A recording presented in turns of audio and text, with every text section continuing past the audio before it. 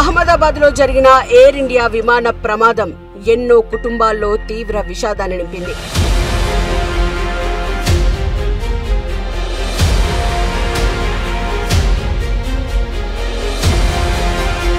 ముప్పై ఏళ్ల తర్వాత ఇండియాలో జరిగిన అతిపెద్ద డిజాస్టర్ ఇది. ఎయిర్ ఇండియా విమానం నెంబర్ AI-171 దురదృష్టకర సంఘటనతో దేశం మొత్తం దిగ్భ్రాంతికి గురైంది. గుజరాత్లోని సర్దార్ వల్లభాయ్ పటేల్ అంతర్జాతీయ విమానాశ్రయం నుంచి 242 మంది ప్రయాణికులతో లండన్ బయలుదేరిన బోయింగ్ 787 డ్రీమ్ లైనర్ విమానం గాల్లోకి ఎగిరిన కొద్ది నిమిషాల్లోనే ఎవరూ ఊహించని విధంగా కుప్పకూలిపోయింది.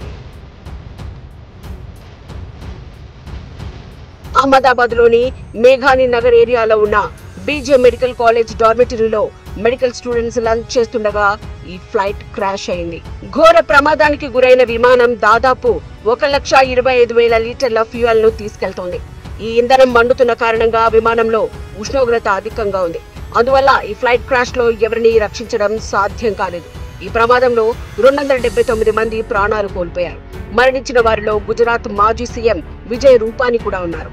అయితే ప్రమాదం జరిగి వారం రోజులు కావస్తున్న మృతుల గుర్తింపు ప్రక్రియ ఇంకా కొనసాగుతూనే ఉంది. ఘోర విమాన ప్రమాదం తర్వాత మృతుల డెడ్ బాడీలను గుర్తించడం పెద్ద టాస్క్ గా మారింది. అందులోనూ మృతదేహాలు చిత్రమై తీవ్రంగా కాలిపోవడంతో వైద్యులకు ఇది పెద్ద సవాల్ గా మారింది. ఇదే సమయంలో DNA నమూనాలు కీలక పాత్ర పోషిస్తున్నాయి.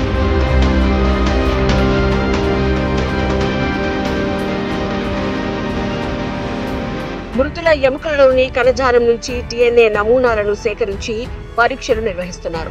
ఈ ప్రక్రియ చాలా కష్టమైనది కావడంతో గుర్తింపు ప్రక్రియ ఆలస్యం అవుతోందని వైద్యులు చెబుతున్నారు. విమాన ప్రమాదంలో బాధితులను గుర్తించడానికి దేశ నలుమూలల నుంచే కాదు, UK నుంచి కూడా మృతుల కుటుంబ సభ్యులు గుజరాత్ చేరుకుని అహ్మదాబాద్ సివిల్ హాస్పిటల్లో DNA నమూనాలను ఇచ్చారు. దాదాపు 200కు పైగా DNA శాంపిల్స్ ను వైద్యులు కలెక్ట్ చేశారు. DNA నమూనాల పరీక్షల ద్వారా ఇప్పటి వరకు 215 మంది మృతులను గుర్తించినట్లు సమాచారం. వీరిలో 198 మంది మృతదేహాలను వారి కుటుంబ సభ్యులకు అప్పగించినట్లు తెలుస్తోంది. మిగిలిన మృతదేహాల గుర్తింపు ప్రక్రియ కొనసాగుతోంది. అహ్మదాబాద్ లోని DNA ల్యాబ్ సిబ్బంది ఈ ప్రక్రియను వేగవంతం చేయడానికి 24 గంటలు నిర్విరామంగా పనిచేస్తున్నారు.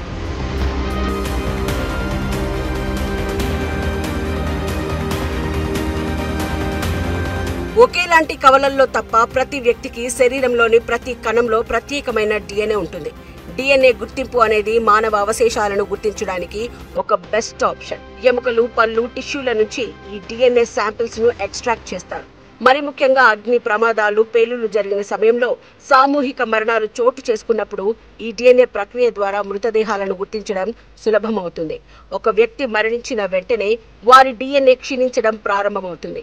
రోజులు గడిచే కొద్దీ DNAను విశ్లేషించడం కష్టతరం అవుతుంది. కొన్నిసార్లు DNA సేకరణ అసాధ్యం కూడా కావచ్చు. DNA cold and dry conditions లో మాత్రమే సర్వైవ్ అవుతుంది. కాబట్టి నమూనాలను ఎంత వీలైతే అంత త్వరగా సేకరించి కూల్ లేదా డ్రై ఎన్విరాన్మెంట్ లో భద్రపరచాల్సి ఉంటుంది. సాఫ్ట్ టిష్యూ అయిన స్కిన్ మజిల్స్ నుంచి సేకరించిన DNA శాంపిల్స్ ను 90% ఎథనాల్ లో సంరక్షించాల్సి ఉంటుంది. లేదంటే నమూనాలు క్షీణిస్తాయి.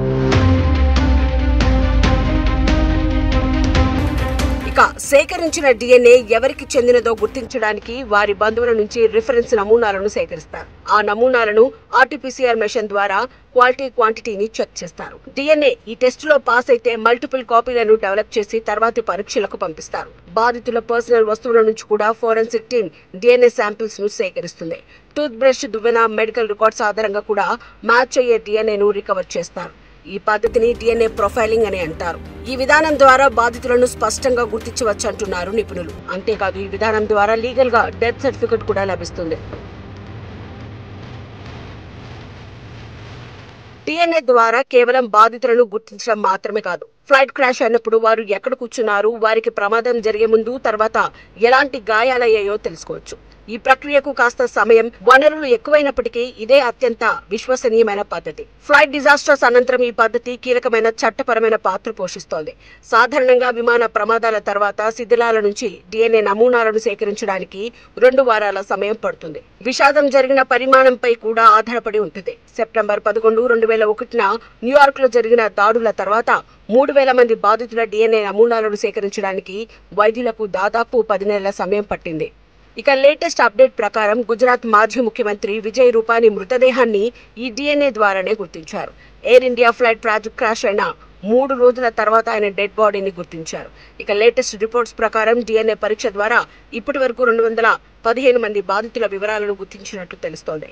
ఇప్పటి వరకు 198 మంది డెడ్ బాడీలను వారి కుటుంబ సభ్యులకు అప్పగించినట్లు సమాచారం. మిగతా మృతదేహాల అప్పగింత ప్రక్రియ కొనసాగుతోంది. అయితే ఈ అత్యంత ఘోరమైన విమాన ప్రమాదం మొత్తం aviation insurance పరిశ్రమనే షాక్లోకి నెట్టింది.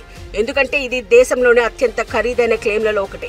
Non life insurance దిగ్గజం general insurance corporation of India మొత్తం క్లెయిమ్లు $479 మిలియన్ అంచనా వేసింది. అంటే భారత కరెన్సీలో సుమారు 4091 కోట్లు. దేశంలో అత్యధిక ఎయిర్ బీమా క్లెయిమ్ ఇదే కావచ్చని అంటున్నారు నిపుణులు. విమాన బీమాతో పాటు ప్రయాణికులు కొనుగోలు చేసిన personal accidents insurance, credit card insurance, overseas travel insurance, ప్రధానమంత్రి సురక్ష బీమా యోజన లాంటి పథకాలు కూడా ఈ మొత్తం క్లెయిమ్లలో భాగంగా ఉంటాయని జనరల్ ఇన్సూరెన్స్ CMD తెలిపారు. నిపుణుల అంచనా ప్రకారం విమాన నష్టం సుమారు $125 మిలియన్, అంటే సుమారు 1000 కోట్లు ఉంటుందని తెలుస్తోంది. ప్రయాణికుల బాధ్యత, థర్డ్ పార్టీ బాధ్యత, అమల్లో ఉన్న ఇతర వ్యక్తిగత ప్రమాద ఇన్సూరెన్స్లు, ట్రావెల్ పాలసీల కారణంగా వచ్చే క్లెయిమ్లు మొత్తం $350 మిలియన్, అంటే సుమారు 3000 కోట్లు అవుతాయని తెలుస్తోంది.